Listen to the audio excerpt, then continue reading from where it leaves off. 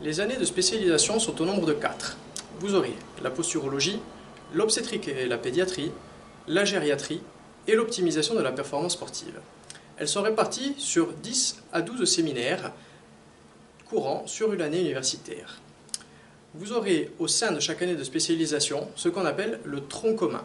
Le tronc commun qui se répartit en 3 séminaires, un de méthodologie de recherche et 2 concernant la relation thérapeutique. Chaque année de spécialisation se déroule approximativement sur 400 heures de formation où sont intégrés 40% de pratique. De la pratique clinique bien évidemment et de la pratique de technicité avec vos formateurs.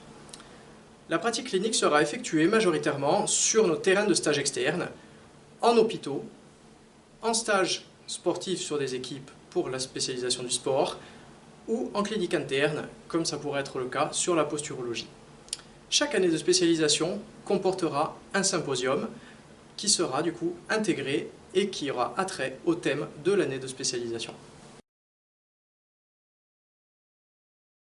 Alors, pour le volet financier, cette formation et chaque année de spécialisation est bien évidemment éligible au FIFPL. Vous avez un calendrier de différentes échéances qui est bien évidemment réalisable pour le paiement de vos années de spécialisation. Si vous êtes salarié, vous pouvez vous rapprocher de Transition Pro pour mettre en place un calendrier de financement de votre formation.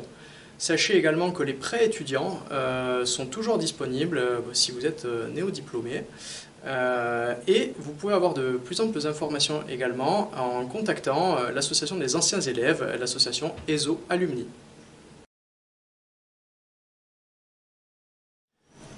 Pendant votre année de spécialisation, nous devrons bien évidemment contrôler vos acquis, que ce soit en pratique ou en théorique. Vous aurez donc 2 sessions de QCM qui seront du coup appliquées à peu près à la moitié de l'année et à la fin de l'année, comportant des questions sur les thèmes que vous aurez vus précédemment. Vous aurez également une évaluation pratique qui sera effectuée et par les tuteurs de stage en stage externe, mais également par les formateurs sur de la technicité. Vous aurez également la validation du travail de recherche, puisque vous avez un module de méthodologie de recherche. Les différents thèmes que vous pouvez présenter sont les suivants, soit un poster, soit une revue de littérature, soit une étude de cas, soit une expérimentation. Cela doit être validé à l'écrit, puis sera validé à l'oral lors d'une soutenance, et vous pouvez choisir un directeur de mémoire parmi les professeurs qui interviennent dans votre spécialisation.